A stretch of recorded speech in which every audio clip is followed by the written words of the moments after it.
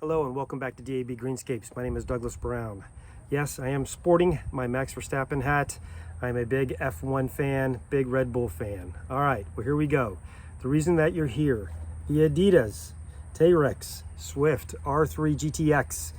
This is an interesting hiking shoe, that's for sure. I have really been abusing this shoe. As you can see, this has been the only shoe that I've worn, but you can see just by how dirty it is. It is really something else. Look at this shoe. It's an incredible shoe for what its intended purpose is, but it won't be comfortable for a lot of you, that's for sure. Right out of the box, this shoe is extremely stiff, just like all their Terrex shoes, the ones I've done in the past.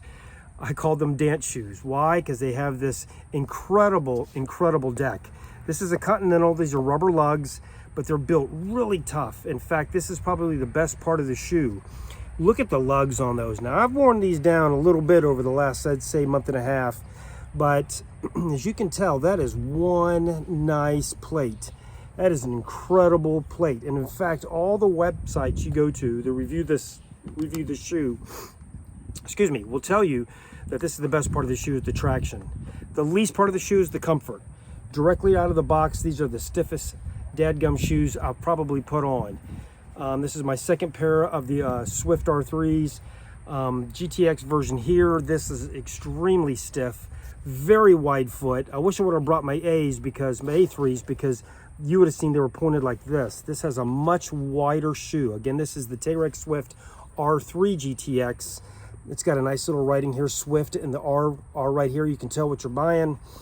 Fully gusseted, comes all the way up inside the tongue. Really nice. Let me do it this way. There you go. Fully gusseted. I pulled my insole out so you could definitely see that it's full board lasting all the way down. Pressing on it, stiff. You're not going to want to run in this shoe. This is a traction shoe. That's it. Do you want to wear these to the mall? No. Do you want to wear these over to Aunt Sally Mae's? No. Do you want to get married in these? No. These are horrible, uncomfortable shoes if you're looking for comfort and you want a nice walk. Will they take on jagged-edged mountains? Absolutely. Can you walk through a thin stream? Absolutely. And in fact, I'm fairly impressed with these shoes because I found they give you about 3-inch coverage in the water, out of the water, and roughly, yeah, it's about 3 inches, so you can see there. Man, I am doing a horrible job today. I apologize for that. But roughly, if you come to the bottom of the shoe, so it's about 3 inches, as you can see there, roughly. Nice height before the water starts entering the shoe. So can you go through light streams, puddles, ditches? Absolutely. I've now been wearing this shoe, like I said, for about a month and a half. I got them at REI, and they are super rugged. I mean, as with any Adidas shoe, when I first bought this, started wearing it, most people said, all the Adidas look like, is that a golf shoe? Is that a baseball shoe? They all thought it looks the same, and they do when you start looking at them. They got this, obviously the logo here's the same. You can tell what they are by the Terrex, meaning the land, and of course that's Adidas' version of a Trek shoe. It is a very uncomfortable shoe when you are hiking and walking a lot. All the miles that I do, I've hopefully these would have broken in. The top part's broken in, the bottoms are really stiff. They have this, what they call a modulator underneath that wraps your foot and keeps you stable.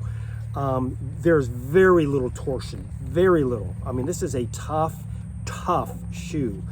Of course, you can see it's all TPU all the way around, and it's definitely man-made products. There is nothing in here that's gonna give, that screams comfort. I actually pulled out my La Sportiva Ortho Fit to put in here, and it does provide a little bit more comfort. I also went up a size. I'm normally 11.5. The 11s, these guys weigh in at 1.9 pounds, so that's relatively lighter for the most shoes, but this is the Gore-Tex version, and very stiff. I wouldn't say uncomfortable, but it takes a couple weeks to wear them in. Does it get hot with the full Gore-Tex? Not really. I was really surprised. My feet don't sweat when I pull them out. I'm really surprised. Of course, we haven't had the 90, 95 days. I've been using these during the 80s and the mid 80s, but a lot of high humidity. They do get dirty very easily, as you can see. I could have washed them and then redone this video, but I thought that I would absolutely be out in the field doing this. So again, I'm gonna just go real slow so you can actually see the shoe. These Continental lugs are amazing. They don't give up easy. They have high traction. Overall, the shoe is a good shoe. I mean, there's no doubt about that. It's Gore-Tex. It doesn't sweat at all. I think it's going to keep great temperature during the fall. But again, is this shoe uncomfortable? Yes. Directly out of the box. I mean, you can go to any website. I've reviewed this a number of times, or at least looked at other reviews a number of times, and people are just not comfortable with the comfort. But maybe that's not what it's built for. The tongue is very thick. It's got nice molding. I would say that you see on a lot of websites, and I had the same problem too. These are the weirdest, weeniest little shoelaces you could imagine. Have they come undone? No. But they do leave a good gap. Yes, you can roll, they do leave, once you've tied, they do leave a lot of length to get snagged on trees and shrubs. And yes, you would tuck them in and under and all the other things, or bring them back under. Since it's fully gusseted, there is no center strap at all for the strings to hold the tongue in place or to wrap your strings in. So you'd have to find another place to do that. Not really, but if you have sensitive feet, it might be uncomfortable if you tuck them in there. Overall, is this a great shoe? Absolutely. All man-made, all plastics, basically, TPU. It does have some EVA foam in here, but it's extremely stiff.